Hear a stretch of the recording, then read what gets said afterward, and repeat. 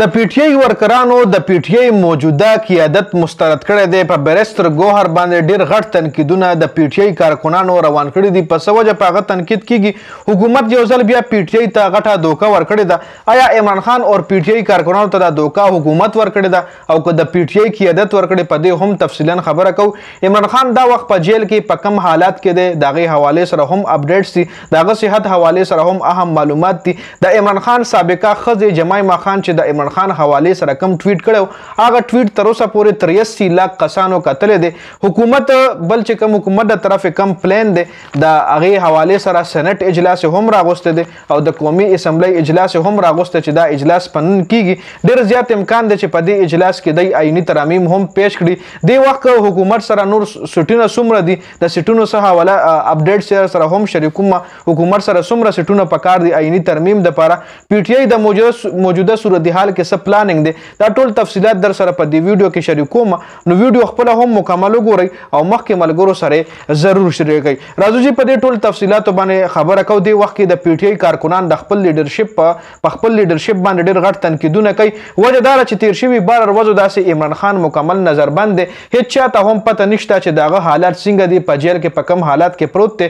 د هغه صحت حوالې سره هم ډېر زیات خدشاتو اظهار کیږي، ځکه د پی ټی آی یو ورکر په خپل لیډرشپ باندې هم اعتبار نشته. هر یو ورکر لګیا دی په خپل لیډرشپ باندې تنقید کوي او الامین ګنډاپور باندې هم ډېر غټ تنقیدونه کیږي. پی ټی آی کارکنانو په خپل لیډرشپ حوالې سره بیرستر ګوهر باندې هم ډېر زیات تنقیدونه کړي دي او خپل لیډرشپ ته دا خبره بار بار کوي چې تاسو له خو اوټس مونږه د عمران خان د رهایي دپاره دل کړی او تاسو د هغه د رهایي دپاره هیڅ قسم کوششونه نه کوئ. په 15 اکتوبر چې کوم د احتجاج کال ورکړل شو، بیا دغه احتجاج ملتوي شوی هم دی. بیا حکومت عمران خان خور ته دغه احتجاج په وجه باندې حکومت د عمران خان خور ته یقین دهاني ورکړه چې ستاسو ملاقات په وکړل شي، لهذا تاسو خپل احتجاج ملتوي کوئ. نو بیا پی ټی آی د 15 اکتوبر احتجاج ملتوي کړو چې پرون بیا د عمران خان ډاکټر جیل ته ملاقات تللی، خو د هغه ملاقات عمران خان سره نه دی شوی، هغې کپتان ته نه دی ورپرېښی. او د پیمز هسپتال 2 سرکاري ډاکټران د عمران خان طبي معاینې دپاره تړي چې هغوی د هغه د عمران خان طبي معاینه کړې ده او د هغې نه پس بیرستر ګوهر ټویټ هم کړی چې عمران خان ټیک ټاک دی. د پیمز هسپتال ډاکټرانو د عمران خان طبي معاینه کړې ده چې بیا د هغې نه پس د پی ټی آی ورکرانو په بیرستر ګوهر باندې ډېر زیات تنقیدونه وکړل چې موږ دا خبره نه منو. حکومت ته موږ ویلو چې د عمران خان د خور ملاقات په عمران خان سره کیږي او د عمران خان چې کوم ذاتي ډاکټران دي هغوی به د کپتان معاینه کوي. نو دا خبره موږ نه منو چې بیرستر ګوهر به ټویټ وکړي چې د پیمز هسپتال ډاکټرانو د عمران خان چیک اپ وکړو. موږ د پیمز هسپتال سرکاري ډاکټران نه منو. په دې باندې ځکه دی ګوره تنقید کوي چې دا هغه ډاکټران دي چې د نواز شریف یو فیک ریپورټ جاری کړی چې د پلیټلیټس کمې دی، د هغې په وجه بیا هغه لندن ته لاړو. دا هغه ډاکټران دي چې دی د عمران خان حوالې سره مخکې دا خبرونه جاری کړي چې د عمران خان بلډ کې موږ له نشه آور چې کوم پارټیکلز دي هغه موږ له میلاو شوي دي. مختلف قسم غلط ریپورټس دی جاری کړي. نو څه د پی ټی آی کارکنان وایي چې موږ څنګه په دی باندې یقین وکړو، دی خو مخکې هم غلط ریپورټونه جاری کړي دي. نو په دې وجه بیرستر ګوهر باندې ډېر غټ تنقیدونه د پی ټی آی کارکنانو کړي دي. د بیرستر ګوهر په ټویټ د پی ټی آی کارکنانو ډېر غټ تنقید کړی دی او د پی ټی آی کارکنان په خپل لیډرشپ باندې هم غټ تنقید کوي چې تاسو ته وټ مونږه دې دپاره درکړی چې تاسو د عمران خان دپاره څه کوئ، د هغه رهایي دپاره تاسو څه کوئ، خو تاسو هیڅ نه دي کړي.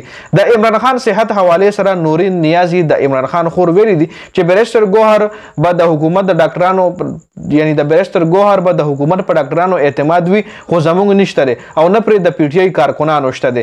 عمران خان خور دا هم ویلي دي چې د عمران خان چیک اپ په صرف او صرف د عمران خان چې کوم ذاتي پرسنل ډاکټران دي هغوی به د کپتان چیک اپ کوي. بل نن به د قومي اسمبلی او د سینټ اجلاس هم وي چې په دغه اجلاس کې دا اجلاس په مازدیګر وي او کوشش په دې اجلاس کې دا کیږي چې په دې اجلاس کې آئیني ترامیم پیش کړلی شي.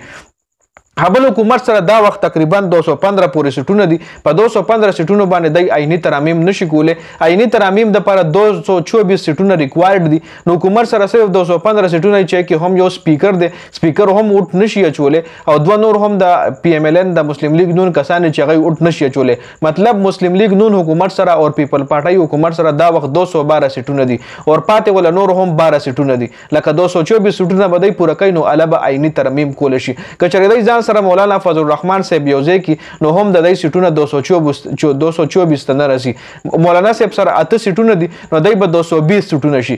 بیا هم څلور سیټونه ولا پکار نو څلور سیټونه د پاره بدای د پی ټی آی څوک نه څوک رانیسي هغه په زور زبردستی یا په پیسو پر علاج باندې ځان تراړي نو ال دای عیني ترمیم کول شي. جی دا سیټونو چې کوم سيناریو وغه دا سيناریو نو په دې ویډیو کې دا اپډیټ شو. د ویډیو کتلو زیاته مننه جی. والسلام.